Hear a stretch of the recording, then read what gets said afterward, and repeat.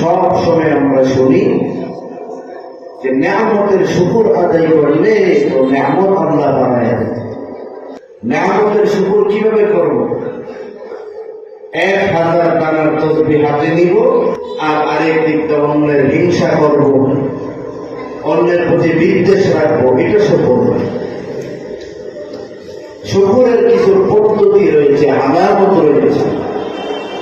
আমাদের মুরব্বীরা বলেন যে শরীরের প্রত্যেকটা জিনিসের শুকর আদায়ের কিছু পদ্ধতি রয়েছে। আল্লাহ আকল দিয়েছেন, তো আকলের শুকরের কিছু পদ্ধতি রয়েছে। এই চক্ষু দিয়েছেন, জবান, জিহ্বা, শরীরের প্রত্যেকটা অঙ্গের শুকর আদায় করা। শুকর আদায় করা মানে সারাদিন আলহামদুলিল্লাহ আলহামদুলিল্লাহ বাবা, এটা তো বড় রাখবি। এই চক্ষু তো দিয়েছেন আল্লাহ, ঠোঁট, জবান সব দিয়েছেন আল্লাহ। আল্লাহ বলেন আলাম নাজআল লাহু আইনাইন ওয়া লিসানান ওয়া শাফাতাইন। এই দুই চোখ, ঠোঁট, জিহ্বা সব দিয়েছেন আল্লাহ। আকল দিয়েছেন, তো আকলের শুকর কিভাবে করব? চক্ষু দিয়েছেন আল্লাহ, তো এই চোখের শুকর কিভাবে আদায় করবেন মুসলমান?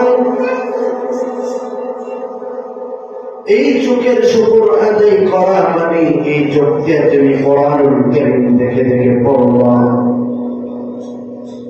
এই চোখের শুকর মানে তুমি নবীর আহাদিস গুলো পড়বা। এই চোখের শুকর মানে উলামায়ে কেরামের দিকে এক নজরে তাকাবেন। এই চোখের শুকর মানে আব্বা আম্মার দিকে এক নজরে তাকানো। এই চোখের শুকর মানে বিশাল বড় আসমান দেখবা।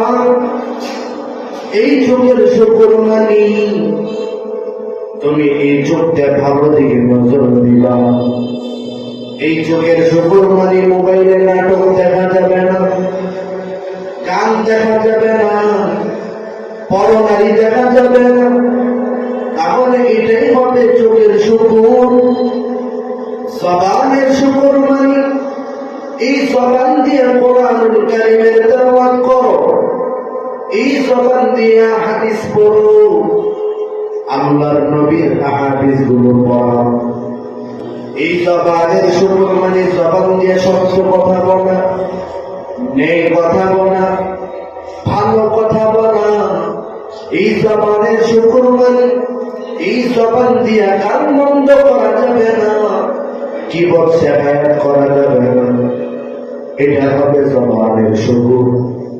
এর মুসলমান এমন করে সব কিছুর শুকর আদায় করা।